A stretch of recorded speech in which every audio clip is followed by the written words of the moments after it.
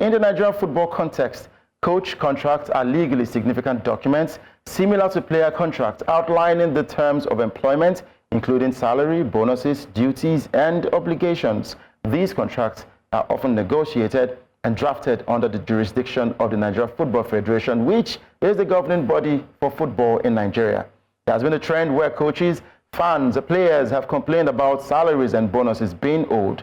The latest development emerged over the weekend after the passing of Nigeria's football great Christian Chukwu. A post on social media stated that the late legend was being owed salaries, but the NFF, the Nigeria Football Federation, said the outstanding salary owed to the former Eagles captain and coach has been paid. Mohammed Sanusi, the NFF General Secretary, in a statement said the Federation has no record of indebtedness to the legendary footballer who died on the 12th of April. Chukwu had a contract with the NFA as coach of the Super Eagles until September 2006 before he was suspended in June 2005 following the 1-0 draw versus Angola. He was owed backlog of salaries, allowances, and bonuses. The NFF never terminated his contract and no payoff, according to reports. Remember Berti Vogts, who was sacked in 2008, and Gernot Rohr, who was fired in 2021. He went to FIFA, and Sylvanus Okpala went to the Court of Arbitration for Sports, and all of them got paid by the NFF. In April 2024, Christian Chukwu was still demanding unpaid wages from the Nigeria Football Association, now NFF. Now the question is, what are the legal steps a manager, a player should follow in signing a contract, especially in Nigeria? Now we have Steve Nwabueze, partner, Perchstone and Graeys Limited. Thank you for joining us, Steve. Welcome to the show.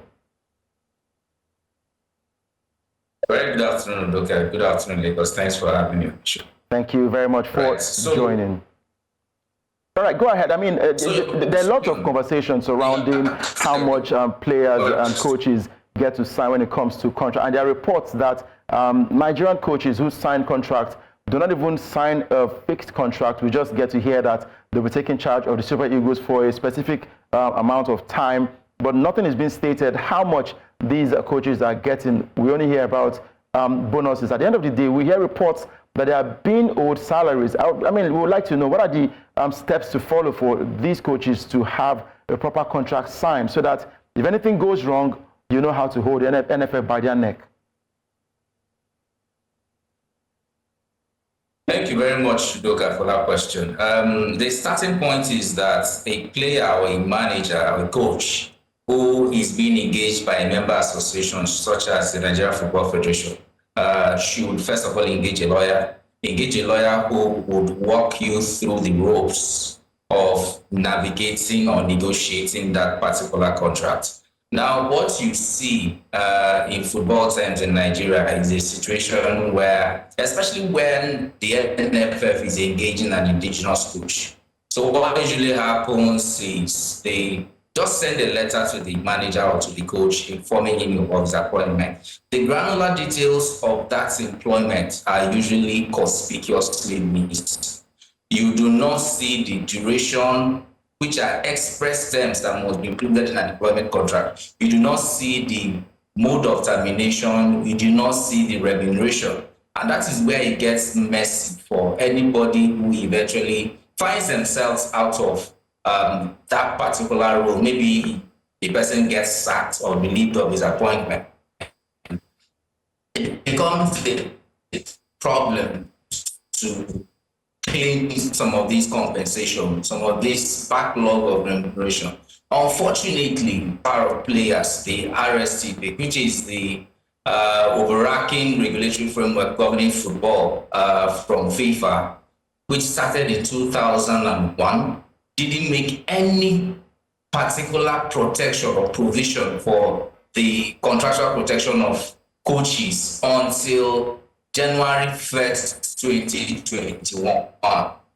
So in a manner of speaking, it will be difficult for people like Christian Chukwu and some other coaches of the national team who were unable to claim their salaries to lodge a complaint until this present FIFA framework of 1st January 2021 came into effect. So that particular framework has now not only defined coaches giving a definition of coaches, he has now gone ahead to provide the minimum contractual requirements to be met from an employment perspective when negotiating a contract between a coach and a member association or a coach and a football club.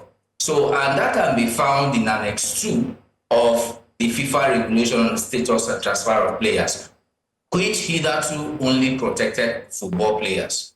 So until 1st January 2021, when this present regulation came into effect, there was no protection for coaches. What that meant was that coaches were now at liberty to either pursue legal redress before the various employment tribunals or courts in their country.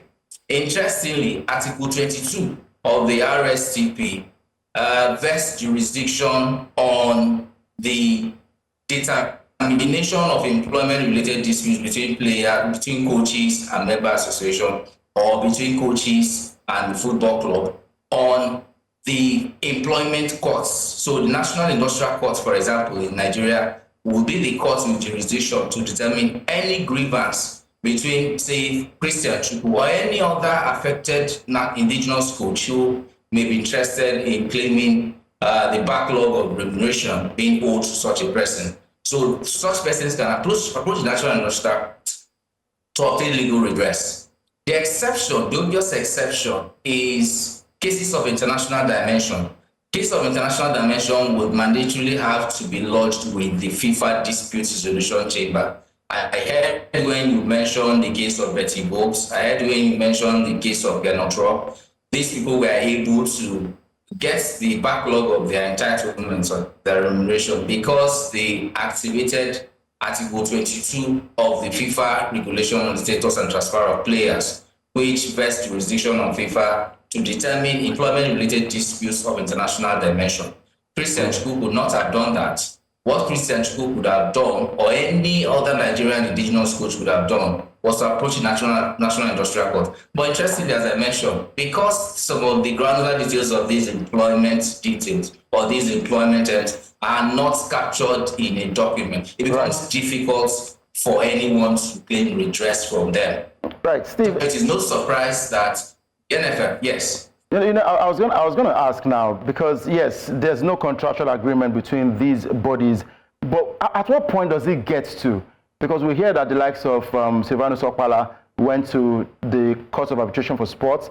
There's also the case of Gernot Rohr, who we hear that he also got his money paid to him. At what point do we get to that a coach would report this matter to CAS or even FIFA? Because if there's no contract, there's no evidence of what you signed. At what point does it get to that? Okay, it gets to the point when, especially in situations where this particular coach, like in the case of Christian Chukwu, we had discussed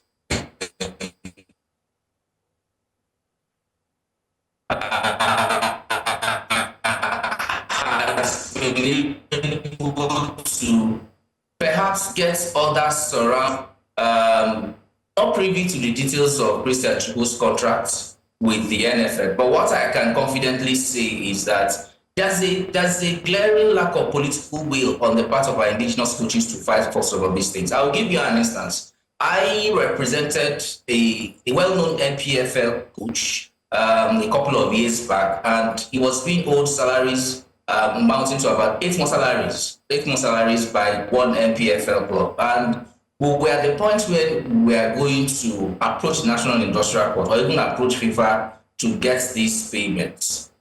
And then all of a sudden he told me that, no, I can't go ahead with this. And I was curious to know why. He said, because they will blacklist you from coaching in the NPFL. So it appears our football is being run like a bot. It beats one's imagination that in 2025, one would still be discussing issues such as this. So to answer your question, I think the starting point is for some of these indigenous coaches to form a trade union. A trade union would give them a better bargaining power, because what it simply means is that they can negotiate a collective bargaining agreement with the NFF or even with the NPFL or any of the regulators in our football industry in Nigeria, they'll be able to negotiate collective bargaining agreements and enforce them. Collective bargaining agreements are generally enforceable. They are recognized by the various industrial courts or industrial tribunals, where you can go and enforce some of the clauses, some of the terms of these collective bargaining agreements. So that is my advice there. So it is quite pathetic that they will not be able to, or they may not be able to claim some of these remuneration because there's no written contracts.